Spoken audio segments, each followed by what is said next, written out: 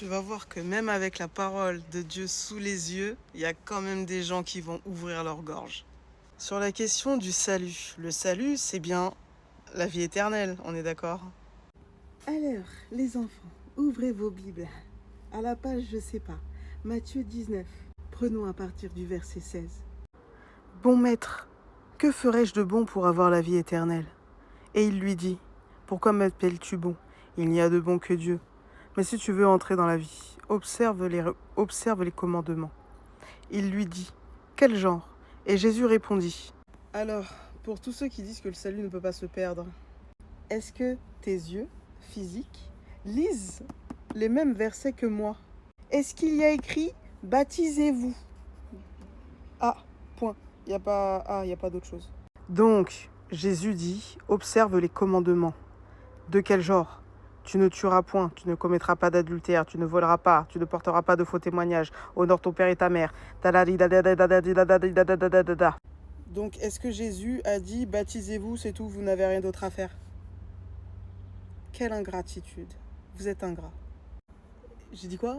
La parole de Dieu dit que l'accès au royaume de Dieu est un chemin étroit. Après qu'il ait donné les commandements, et je vous le dis encore, il est plus facile à un chameau de passer par le trou d'une aiguille. On parle d'un chameau qui passe par le trou d'une aiguille, qu'à un riche d'entrer dans le royaume de Dieu. Oh, c'est français, non? Donc forcément, les disciples ayant entendu ça, ils sont choqués, ils se disent « Mais attends, qui donc peut être sauvé ?» Et Jésus leur dit « Aux hommes, cela est impossible, mais à Dieu, tout est possible. » Donc Jésus, qui de base était avec Dieu, il s'est dépouillé de sa divinité pour venir vivre comme un homme qui est dépourvu de péché au moment de la crucifixion. Toi qui désires suivre Jésus et qui veux être sauvé, tu passes donc par les eaux du baptême. Ce n'est pas ce qui te sauve. Le baptême est un point de départ. Et comme dit le Seigneur pour dire que, mais pour être sauvé, comment devons-nous faire? En passant par les eaux du baptême, tu bénéficies par la suite de l'aide de l'Esprit de Dieu.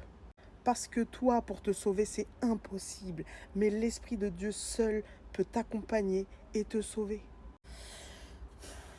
Je sais pas si c'est assez clair là ou pas, parce que quand même, il y a la parole de Dieu là en fait. Il y a la parole de Dieu. Il faut lire les gars, faut lire.